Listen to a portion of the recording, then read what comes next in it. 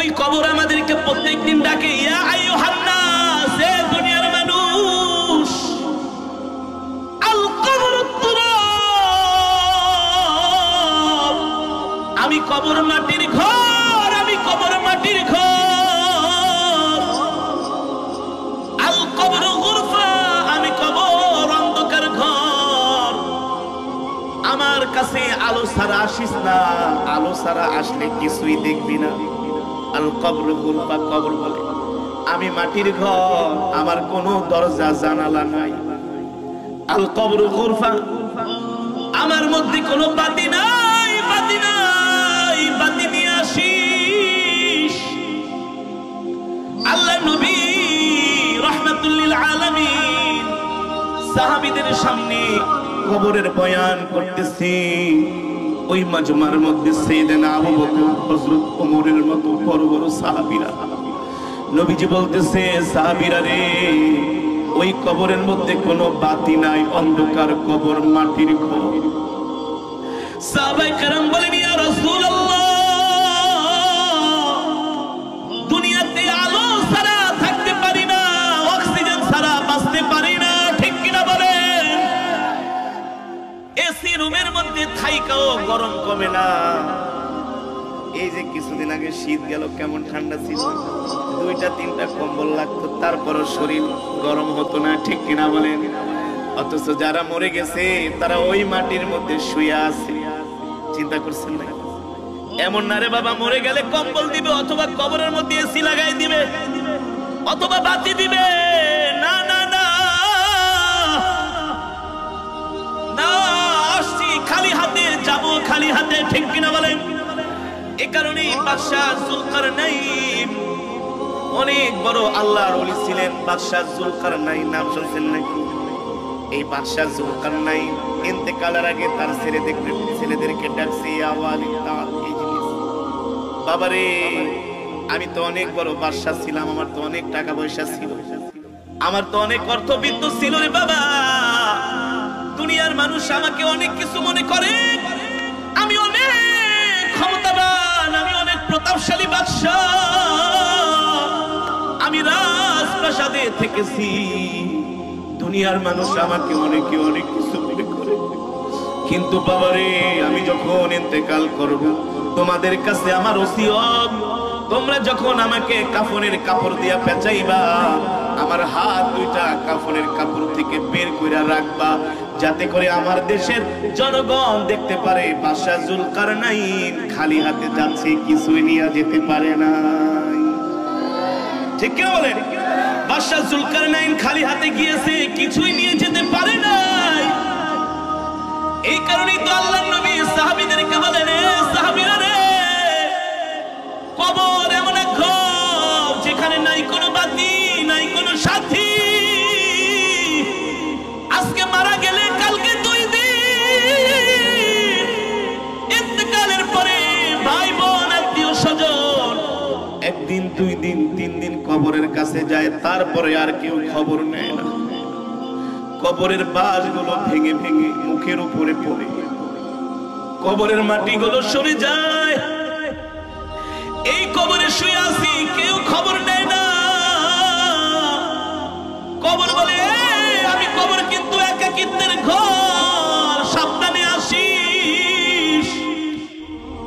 আল্লাহর নবী সাহাবীদের সামনে এমন করে কবরের বয়ান করতেছি, সাইয়েদনা আবু বকর বারবার আসমানের দিকে তাকায়, আর তার চোখের পানিতে দাড়িগুলো ভিজে যায়।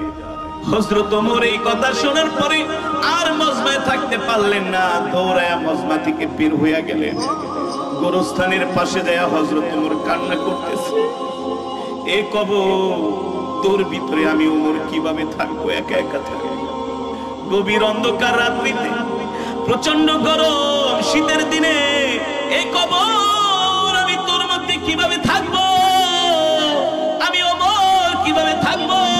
আফসোস করে করে বলতেছেন, হায় রে, আমি ওমর যদি মানুষ না হয়ে একটা গাছের পাতা হইতাম, শুকায়া ঝরে যেত, কোনো হিসাব নিকাশ দেওয়া লাগতো না, ঠিক কিনা বলেন? সাইয়েদনা আবু বকর পশুকে দেখলে বলতেন, আরে আমি যদি মানুষ না হয়ে আল্লাহ আমাকে একটা পশু বানাইতো, একটা বকরি বানাইতো, মানুষ জবাই করে খেয়ে ফেলতো, আমার কোনো হিসাব হইতো না। অথচ আল্লাহর নবী বলতেছেন, আবু বকর ফিল জান্নাহ ওয়া উমর ফিল জান্নাহ ওয়া উসমান ফিল জান্নাহ, আমার আবু বকর জান্নাতি, আমার ওমর জান্নাতি, আমার ওসমান জান্নাতি। তারা দুনিয়ার জমিন থেকে জান্নাতের সুসংবাদ পেয়েছেন, তারপরেও তারা কবরের চিন্তায় রাত্রবেলা ঘুমাইতে পারে নাই। ঠিক কিনা বলি? আর আমাদের কথাবার্তা শুনলে মনে হয় আমরা একেবারে জান্নাত কিনে ফেলেছি, ঠিক না? আমাদের অ্যাটিটিউড, ব্যবহার দেখলে মনে হয় আমরা একেবারে সবাই জান্নাতের টিকিট পেয়ে গিয়েছি। ঠিক কিনা বলেন? অথচ সাহাবায়ে কেরাম কবরের ভয়ে এত কান্না করতেন, হযরত ওমর মাঝে মাঝে কবরের মধ্যে শুয়ে থাকতেন আর বলতেন, কবর রে, তুই তো হচ্ছিস একজন মুমিনের জন্য প্রথম ঘাঁটি, এই কবর থেকে যদি কেউ মুক্তি পাওয়া যায় তাহলে আল্লাহ তার জন্য জান্নাতকে সহজ করে দেয়। ঠিক কিনা বলে? এ যুবক, আজকে আর তুমি দুনিয়ার পিছনে ঘুরতেছো, আজকে তুমি দুনিয়ার ধান্দায় আছো, টাকা পয়সা ইনকামের চিন্তা করো, দুনিয়াতে কিভাবে আরো বেশি অর্থের মালিক হইবা সেই চিন্তা করতেছো। তুমি কি একবারও চিন্তা করলে না তোমার জন্য আমার জন্য মসজিদের বারান্দায় খাট রেডি হয়ে আছে? ঠিক কিনা বলেন? যে কোনো দিন তোমার নামে আমার নামে মসজিদের মিনার থেকে ঘোষণা হতে পারে। ঠিক কিনা বলেন? যে কোনো দিন তোমার নামে আমার নামে মসজিদের মিনার থেকে ডাক দিতে পারে, অমুকের ছেলে অমুক এই দুনিয়ার জমিনে আর নাই। ঠিক কিনা বলেন? আমি তো অবাক হয়ে গেলাম, আশ্চর্য হয়েছি।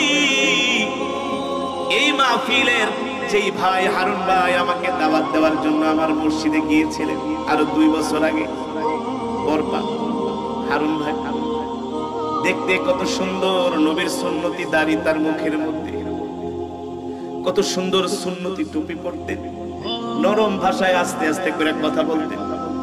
আমি 1 বছর প্রোগ্রামটা রেখেও কোনো কারণে আমি আসতে পারি নাই। আমি দেখলাম আমার ভাইটা, আমি গাড়িতে উঠতেছি, সামনে দাঁড়ায় আমার সাথে বিনয়ের সাথে বলতেছে, হুজুর মাহফিলটা রাখেন, আপনাকে অনেক ভালোবাসি, আপনার কোরআন তেলাওয়াত শুনি। কিন্তু আমি বুঝতে পারি না আমাদের এই সোনার ভাইটা আমাদের ছেড়ে চলে যায়। অথচ সেও তো একজন যুবক ছিল রে, যুবক। তার বয়স বা কত হয়েছে?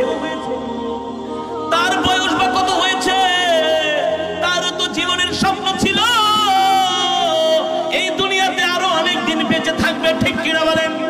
কিন্তু রব বলতেছে, না না না, ইযা জা আজালুহুম লা ইস্তাখিরুনা সাআতাম ওয়া লা ইস্তাকদিমুন।